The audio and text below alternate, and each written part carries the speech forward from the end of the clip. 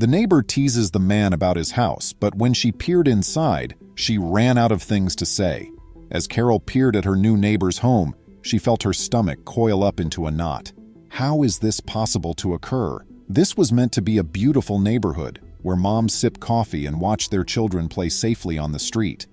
There had never been anything like this before. Welcome to USA Stories channel. Do not forget to subscribe and activate the bell button to receive all new updates. Now let's go to the story. She glanced once more at her neighbor's house, unsure of what to make of it. She simply had to take action.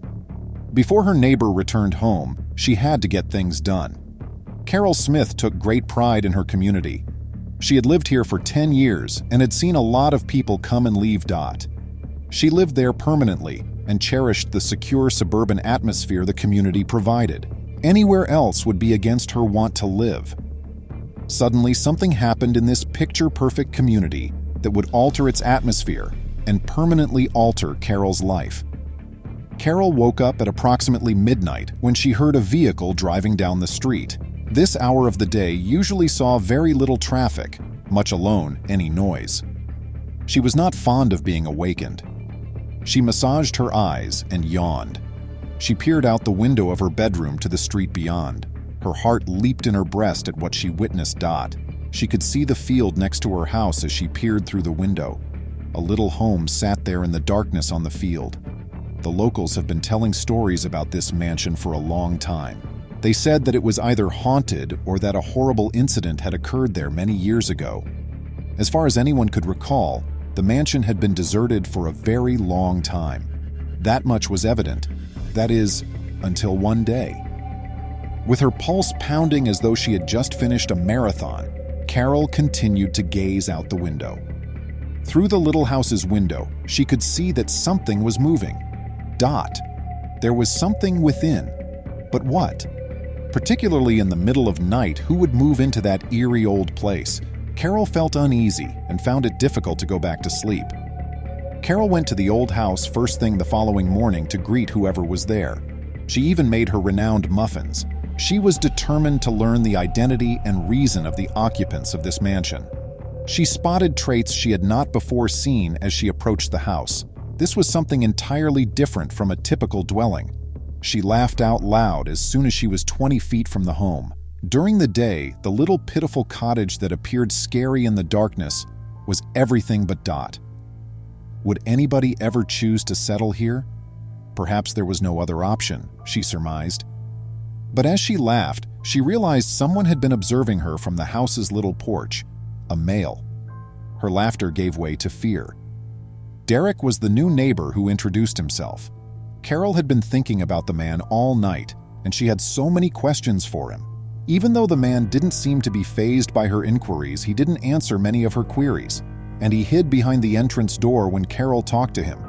Did he want her not to discover what was inside? Something had to be hidden from him. Following their brief exchange of words, Carol began to leave the modest dwelling.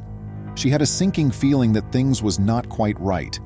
She was sure there was something in that house, even if she had no idea what he was concealing. Carol had to devise a method for discovering the truth. Her determination to unravel this riddle was stronger than ever. After a few weeks, Carol had chatted with every neighbor. They were laughing and conversing about the modest house while standing outside. It was a jest. The dude was too funny to be real. Carol remained at her starting point, uninformed. Even though her new neighbor had been quite reticent after their conversation, she was as keen as ever to learn his secrets. She was determined to solve it no matter what. Derek didn't seem to be employed, or if he was, it seemed like he was working from home. He never seemed to leave his residence after 5 p.m., and he was never seen out on his morning commute.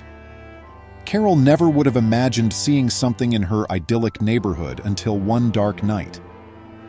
When Carol woke up at 11:30 p.m. to take her cat outside, she stared out her window at Derek's house intently before heading to bed. Then, she heard a heavy thump as she was about to go back into bed.